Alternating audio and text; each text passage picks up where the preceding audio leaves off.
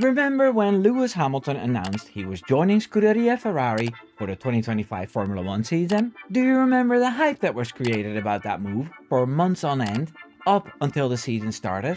Well, we're 5 races in and Sir Lewis Hamilton is right back to where he was at Mercedes the last 3 seasons. Who knew this would happen? Well, I did. What's happening with Hamilton isn't out of the ordinary or unexpected at all. I'm Wimbo. Here's 3 seconds to leave a like. On the 17th of March in 2024, I uploaded a video called Why Hamilton at Ferrari is Worse Than You Think. Catchy title, right? This wasn't long after the big announcement and there was a huge buzz around it all. It was fantastic for the silly season as half the grid was shuffled because of it. I was very grateful for that, at least. When I thought about it a bit more, it became clear to me very quickly that it would be very hard for Hamilton to live up to the expectations. His loyal cult members were already counting his 8 and 9 championships. I will leave the video up as an end screen at the very end of this video so you can see it for yourself. Mind you, I wasn't using my beautiful Sony EZV-10 camera yet, so it's a little unpolished, but the content was fine. So, in short, I pointed out 4 main problems.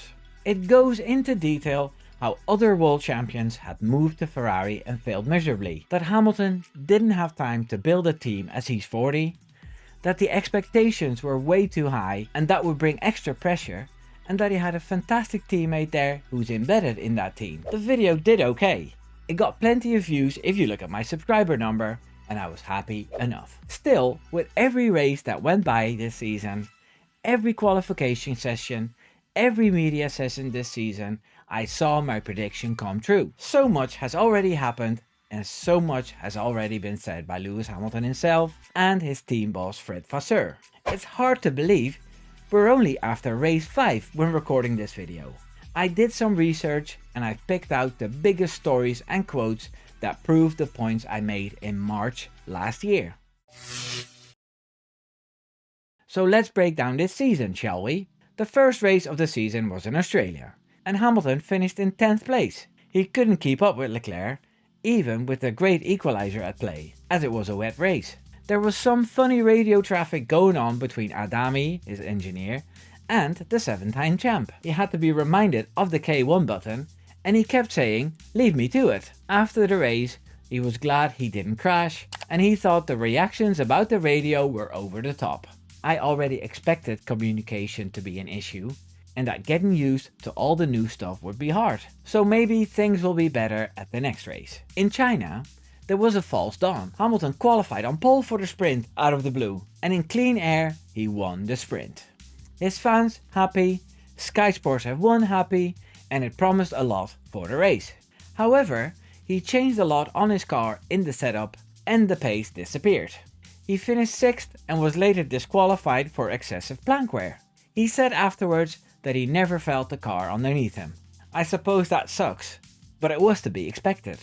Then race 3. In Japan, Hamilton qualified P8, and in the race he managed to overtake his biggest little fan on the grid, Isaac Hadjar. He said he struggled all weekend and he kept working and working. And then he said something which to me was the start of a divide in Ferrari already. He stated that there was something on his car that's been underperforming for the last 3 races. So he was hoping that when that's fixed, he'd be able to get better results. "We're losing just a tenth per lap with that issue," he said. This was around the time when it was reported that Leclerc wasn't happy with Ferrari bending backwards to please Sir Lewis. Now, this teammate nonsense is also something I predicted. Hamilton managed to fall out with Alonso, Button, Rosberg and Russell in his career, so adding Leclerc isn't much of a jump. Anyway, here's race 4. In Bahrain, things went a little better. He finished 5th and was a little slower than Leclerc. He did feel a little more comfortable in the car. In Saudi Arabia, he had a horrible race where he wasn't comfortable in the car for 1 second, he said. He finished 7th in the race where he lacked grip the whole time. He praised Leclerc for getting the podium, but he was driving the car for a long time. That's a backhanded way for an excuse for why he was beaten. And that brings us to where we are now. A Lewis Hamilton who is downbeat, talking about how he needs to unlearn things and needing a brain transplant to get on top of things. Luckily, his fans and his team boss still have his back. The media, not so much. At the moment, it's all woe is me from Hamilton. He's seen here driving his scooter, sadly, underneath a happy Oscar Piastri. Luckily, there's Frederic Vasseur, who has his back regardless of his results. I don't know whether that's because he wants to protect his job from the evil Ferrari board, or if it's genuine concern. He says he's unhappy with the comments about Hamilton. He said, "It's not dramatically.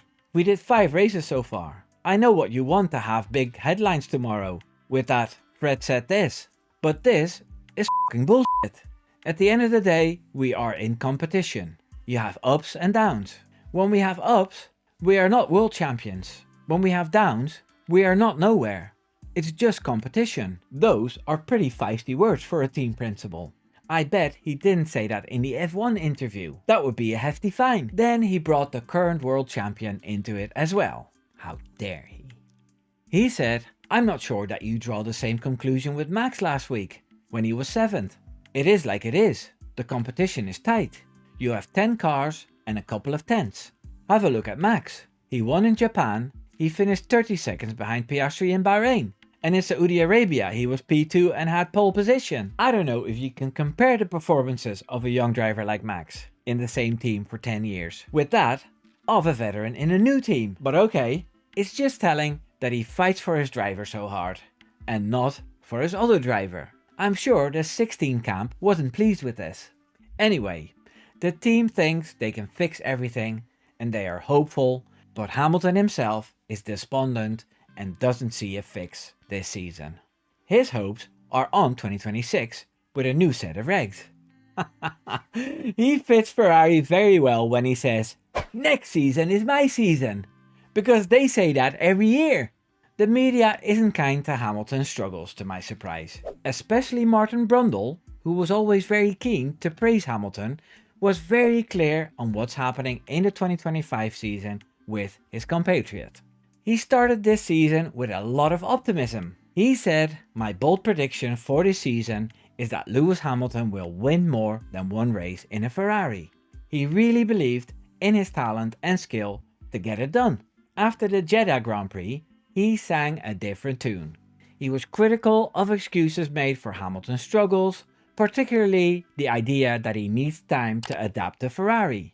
He believes a driver of Hamilton's caliber should master the car and team's environment within 2 or 3 races, dismissing the notion that adaptation alone explains the performance gap to Leclerc. He pointed out that young drivers like Antonelli and Behrman were outperforming him at times, and they have very little experience.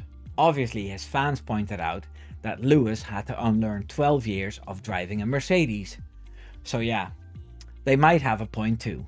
Brundle finished with a glimmer of hope. He said he must use his experience.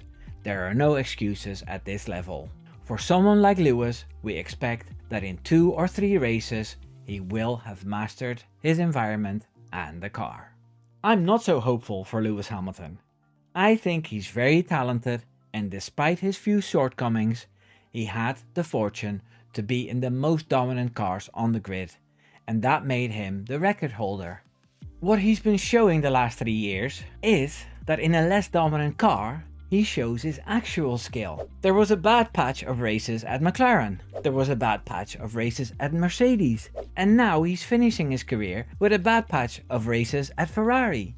He's not the type of driver to bring a team together to create a winning team, like Schumacher did. If that were the case, Mercedes would have been in a better position now after 3 years with no prizes. He didn't take them by the hand and let them. He left them. He won't change Ferrari either. This might hit his most loyal fans hard, like a cold shower. But don't say I haven't told you so, because I already said it in March 2024. Subscribe. Take care now. Doei doei.